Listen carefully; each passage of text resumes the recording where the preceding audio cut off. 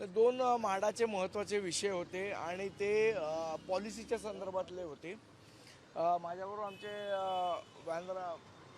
वांद्रे पश्चिम इथले विभागाध्यक्ष तुषार आफळे आहेत. त्यांच्या इथला एक विषय आहे ट्रान्झिट कॅम्प. हे सगळे लोक जे आहेत हे रिक्लेमेशनचे इथे आपल्याला माहीत असेल ट्रान्झिट कॅम्प आहेत.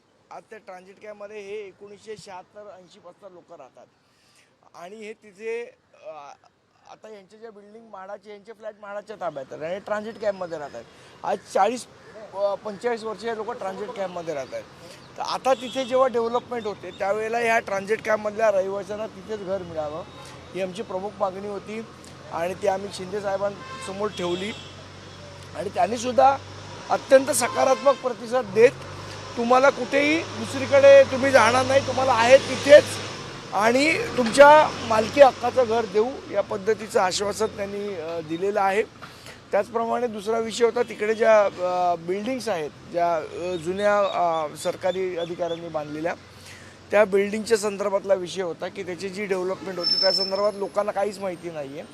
तर याही संदर्भात त्यांनी संबंधित अधिकारी जे आहेत त्यांना फोन करून त्या संदर्भातल्या सूचना केल्या, आमच्यासमोर सूचना केल्या आणि अतिशय सकारात्मक अशी चर्चा झाली आणि त्याच्यावर निश्चितपणे तोडगा निघेल असं साहेबांनी आश्वासन दिलं. सध्या एकनाथ शिंदेकडे जे नाराज अनेक पक्षातले लोक आहेत त्यांचा भेटीगाठीचा ओघ वाढलेला आहे आणि अशात तुम्ही आल्यामुळे तुमच्या बाबतीतही अनेक चर्चा मी नाराज नाही आहे आणि मी लोकांची कामं घेऊन गेलेलो आहे तिथे. पत्रजाईचा देखील विषय होता, तोही सुटला का ह्याच्या संदर्भात? तर पत्रजाईच्या संदर्भात 29 तारखेला एक मिटिंग झाली, तिथे त्यांचा विषय मार्गी लागलेला आहे. जो मागच्या वेळा आम्ही घेऊन आलो तो त्यांचा विषय मार्गी लागला आहे.